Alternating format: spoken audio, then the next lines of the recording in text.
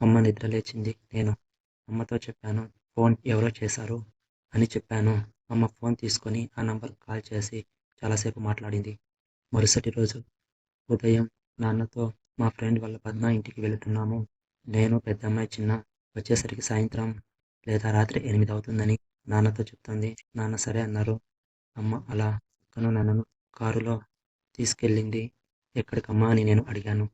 మనం ఇప్పుడు హిందూపూర్ వెళ్తున్నాం అని చెప్పింది.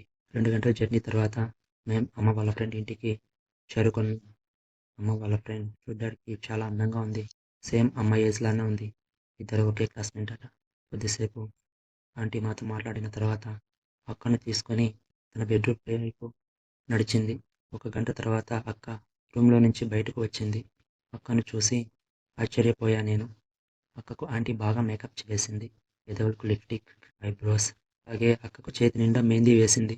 ఇక అక్క డ్రెస్ చూస్తే అక్కకు మోకాళ్ళ వరకు కొద్దిగా మోకాళ్ళ కిందికి మిడ్డీ వేశారు. ఆ మిడ్డీ పైన టాప్ జబ్బలు కనపడేలా ఉంది. ఆ జబ్బలు కవర్ చేయడానికి చున్నీ ఉంది ఎదపై. ఇక పద్మ ఆంటీ, అమ్మ, నేను, అక్క కారులో బయలుదేరాం. టౌన్ చివర ఒక 10 ఇళ్ళు ఉండే కాలనీ ఉంది. ఒకవైపు పెద్ద గుట్ట ఉంది. ఇంకొక వైపు ఖాళీ చేనులు ఉన్నాయి.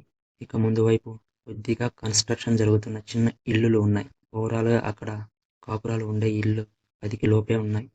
అది ఒక చిన్న ఇల్లులా ఉంది. ఆ ఇంటిలోకి మేము వెళ్ళాం. అక్కడ హాల్‌లో కూర్చొని అక్క, నేను, పద్మ ఆంటీ, అమ్మ. ఆ ఇంట్లో నుంచి ఒక ముసలావిడ వచ్చింది. ఆవిడ చూడ్డానికి చాలా బాగుంది. బాగా గమనిస్తే వయసు 55 ఏళ్ళు తక్కువ లేవు.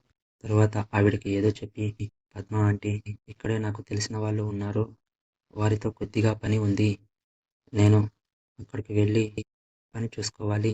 మీరు తర్వాత నాకు కాల్ చేయండి. లేదా నేనే వస్తాను. అందరం కలిసి ఇంటికి వెళ్దాం అంది. ఈలోపు ఎవరో వచ్చిన సౌండ్ వచ్చింది. ఆంటీ వెళ్ళిపోయారు. మా ముందుగా ఒక 25 ఏళ్ల యువకుడు మాకు ఎదురుగా ఉన్న రూమ్‌లోకి వెళ్ళాడు. ఆ ఆంటీ కూడా లోపలికి వెళ్ళింది. లోపలికి వెళ్ళి వచ్చి ఒకవైపు చూస్తూ, ఇక నువ్వు కూడా రూమ్‌లోకి వెళ్ళమ్మా అంది. అక్క సైలెంట్‌గా నడుచుకుంటూ లోపలికి వెళ్ళిపోయింది. లోపలికి వెళ్ళిన అక్క తిరిగి మళ్ళీ బయటకు వచ్చేసింది. అప్పుడు ఆ ఆంటీ ఏమైందమ్మా అని అడిగింది. ఈలోపు లోపలున్న కుర్రాడు బయటకొచ్చేశాడు. వచ్చి నాకు ఈ అమ్మాయి కాదు, ఆ ఆంటీ కావాలి అంటూ అమ్మ వైపు చేయి చూపించాడు. అప్పుడు ఆ ఆంటీ వాళ్ళు అలాంటి వారు కాదు. వాళ్ళు మా గెస్ట్ మాత్రమే అని చెప్పింది. ప్రస్తుతానికి ఈ అమ్మాయి మాత్రమే ఉంది అంది. ఇంక వద్దు, ఈ ఆంటీనే కావాలి అన్నాడు వాడు. ఆ మాటకి నాకు గుండె పగిలినంత పనయింది. ఆ ఆంటీకి జేబులో నుంచి ఒక కట్ట తీసి, సరే నాకు వీళ్ళిద్దరూ కావాలి. ఫస్ట్ ఆంటీ కావాలి. తర్వాత ఆ అమ్మాయిని పంపించు అన్నారు. అలా చెప్పి వాడు లోపలికి వెళ్ళిపోయాడు. మమ్మీ ఒక నిమిషం ఆలోచించుకొని రూమ్‌లోకి వెళ్ళింది. నేను నోరు వెళ్ళబెట్టేశాను. గడియ కూడా పెట్టుకుంది. ఇక లోపల సీన్ నాకర్థమయ్యి వాడి మీద ఈర్ష్య, అసూయ, ద్వేషాలు వచ్చాయి. ఎందుకంటే మా అమ్మ చాలా అందంగా ఉంటుంది. అలా ఒక నిమిషం గడవగానే ఆ తలుపు వైపే చూస్తున్న నేను పక్కన చూసా, కిటికీ ఉంది.